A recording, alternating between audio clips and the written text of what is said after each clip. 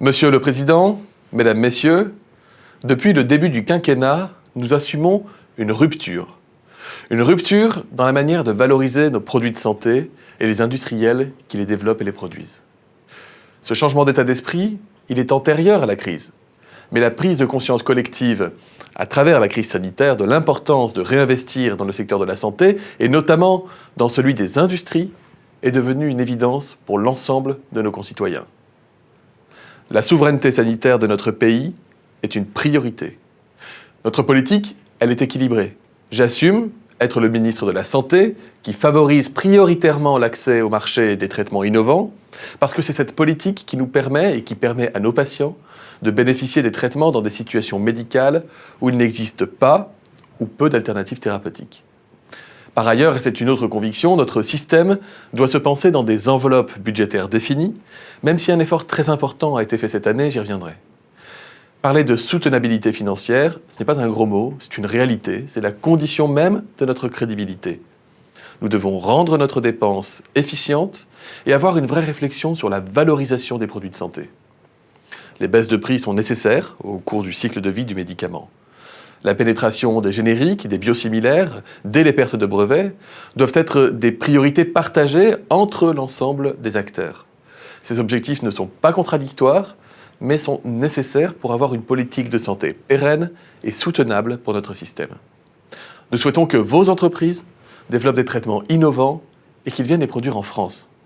L'année prochaine, les économies resteront importantes sur les produits de santé, mais avec la croissance naturelle des dépenses et les mesures nouvelles annoncées dans le cadre du CSIS, la dépense remboursée des produits de santé l'année prochaine augmentera d'1 milliard d'euros supplémentaires.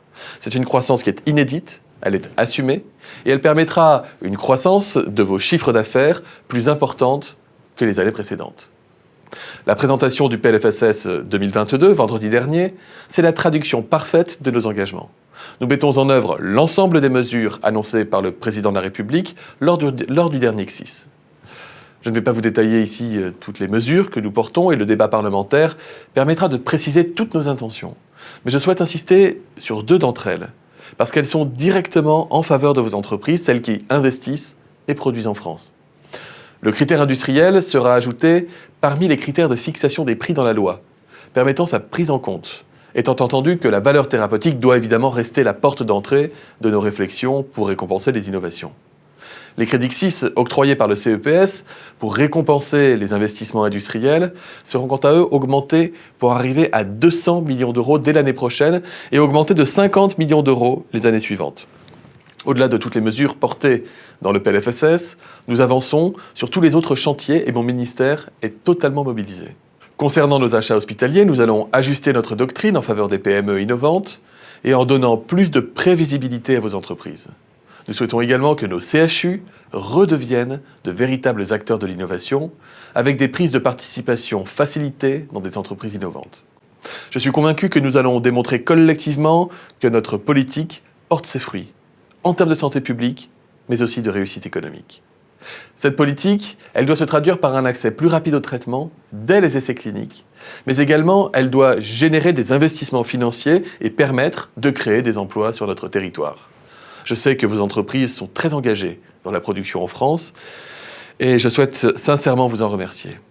Nous voulons vous aider à continuer d'investir dans vos outils productifs, mais aussi à développer des traitements innovants. Il n'existe pas de modèle économique basé uniquement sur les produits matures, voire génériqués. Nous continuerons nos efforts, nos échanges nombreux et constructifs avec votre secteur. Je sais que je peux compter sur vous, vous pourrez compter sur moi. Merci et à bientôt.